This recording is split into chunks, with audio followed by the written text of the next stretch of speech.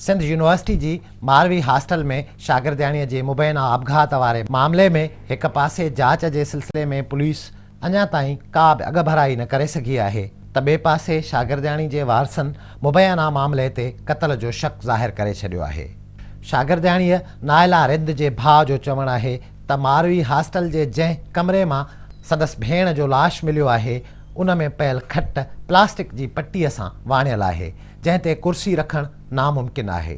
संदसि मूजिबि त कमरे जी छित में लॻल पखो घणो मथे आहे, जंहिं ताईं पहुचणु मुश्किल लॻे थो।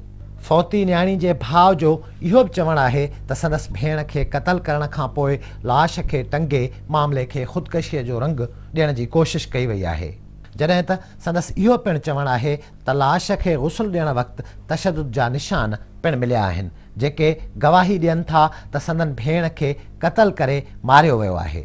ही नायला तव्हांजी छा आहे? मुंहिंजी भेण हुई। ही जेको वाक़ियो थियो आहे तव्हां इन लाइ छा चवंदव? साईं, जेको वाक़ियो थियो आहे तमामु घणो सदमो ऐं ॾुख पहुतो आहे असांखे, ऐं असांखे यूनिवर्सिटी इंतिज़ामिया ऐं पुलिस जी कारकर्दगी उन जी तफ़्तीश मां बि मुतमइन न आहियूं, छो त हुननि बिना कंहिं प्रॉपर इन्वेस्टिगेशन जे हिकिड़ो स्टैम्प लॻाए छॾियो थी सुसाइड केस आहे, ऐं हुननि सां पंहिंजूं हिकिड़ियूं सनियूं तुलियूं जेके फॉर्मेलिटीज़ आहिनि पूरियूं करे असांखे घुरायो। असांखे ज़ाहिर आहे त वञण में कुझु टाइम लॻो, ऐं हुननि इहो माइंड सेट करे छॾियो त बसि हिन जा वारिस ईंदा हिन खे असां लाश इहो चई हैंडओवर करे छॾींदासीं थी सुसाइड करे हिन जेको आहे सो पंहिंजी ज़िंदगी जो अंत आंदो आहे। पर असां उन्हनि खां इहो मुतालबो था कयूं त उहे इहो डिसाइड करण वारा केरु आहिनि थी सुसाइड आहे या मर्डर आहे। इन जी इन्वेस्टिगेशन थियणु खपे, हर रुख़ खां हिन खे ॾिसणु खपे केस खे, ऐं पोइ डिसाइड करणु खपे, फ़ैसिलो करणु खपे कि नतीजे ते अचणु खपे त बाक़ी सुसाइड आहे या को मर्डर आहे। भला हिन वक़्तु जेका ही जांच थी आहे जेका थोरी घणी, तव्हां इन मां केतिरो मुतमिन आहियो? साईं, इन मां असां बिल्कुलु मुतमइन न आहियूं, छो त पुलिस जेको बि कुझु कयो आहे बिना असांजी परमिशन जे कयो आहे।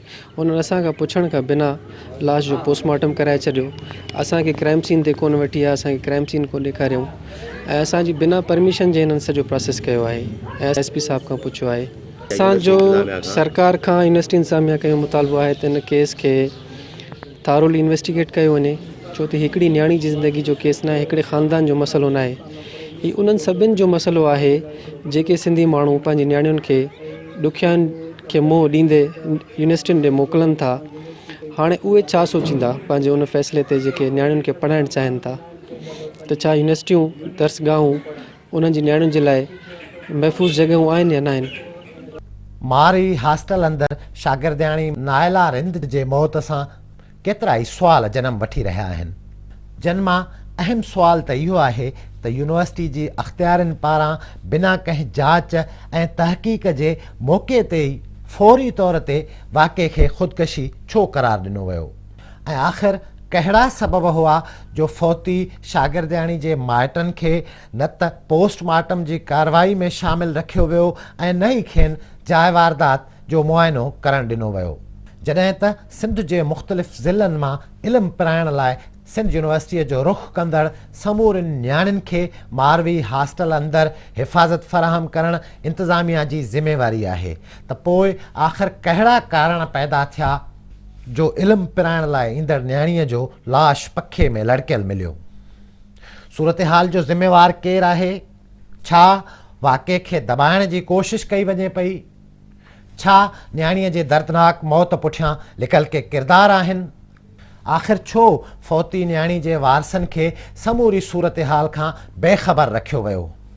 कहिड़ा सबब आहिनि जो वाक़े जी अञा ताईं FIR दाख़िल न पई कई वञे? तोड़े जो सिंध जे वॾे वज़ीर सैयद मुराद अली शाह सूरत हाल जो नोटिस वरितो आहे ऐं IG सिंध AD ख्वाजा पिणु लाॻापियल पुलिस अमलदारनि खे वाक़े जी अणधुरी जांच करण जो हुकुम ॾिनो आहे, पर शागिर्दियाणी नायला रिंद जे मौत जे हवाले सां अञा ताईं केतिरा ई सुवाल ऐं गुज़ारतूं मौजूदु आहिनि।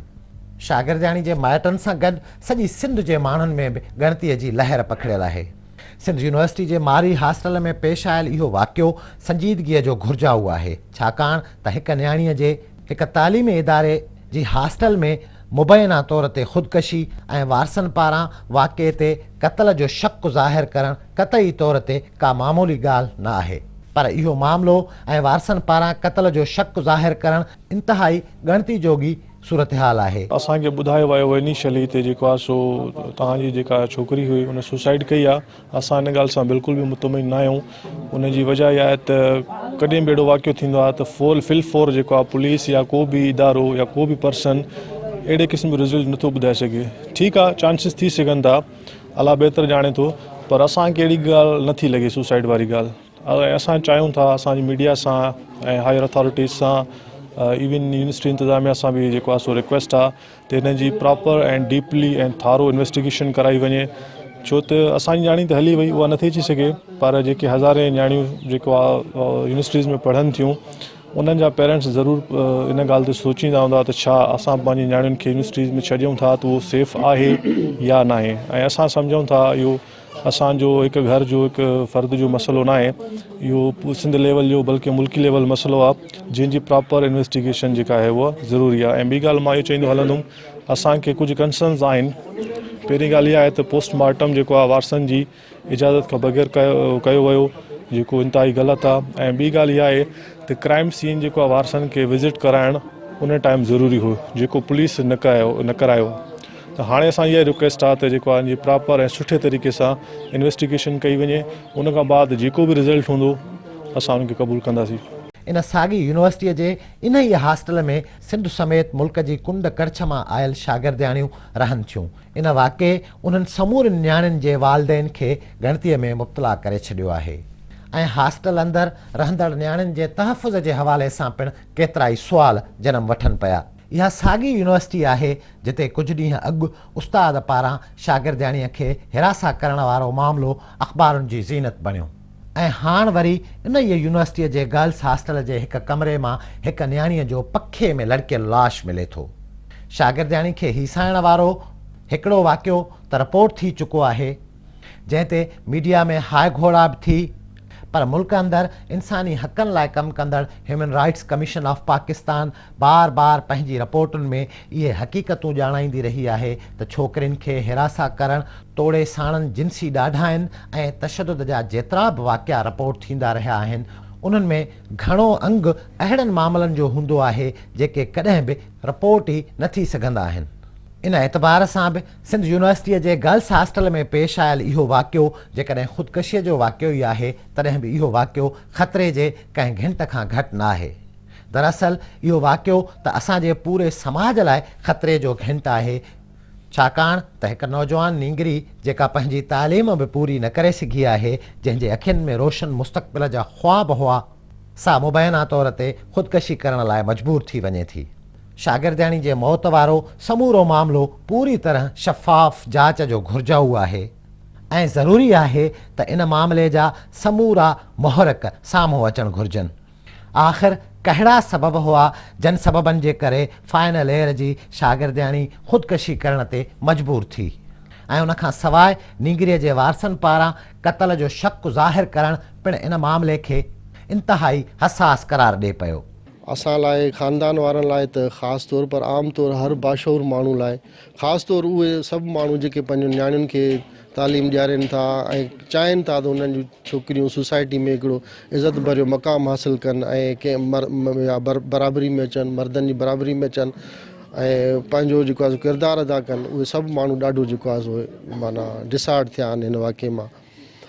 ऐं ॿी आम ॻाल्हि त हीअ वाक़ियो जीअं ई थियो आहे त उथंदे यानी की इहो रंग ॾिनो वियो त भई जेको आहे आपघाती हिकिड़ी कोशिशि हुई, छोकिरी पाण खे पाण माना जेको आहे सो मारियो आहे।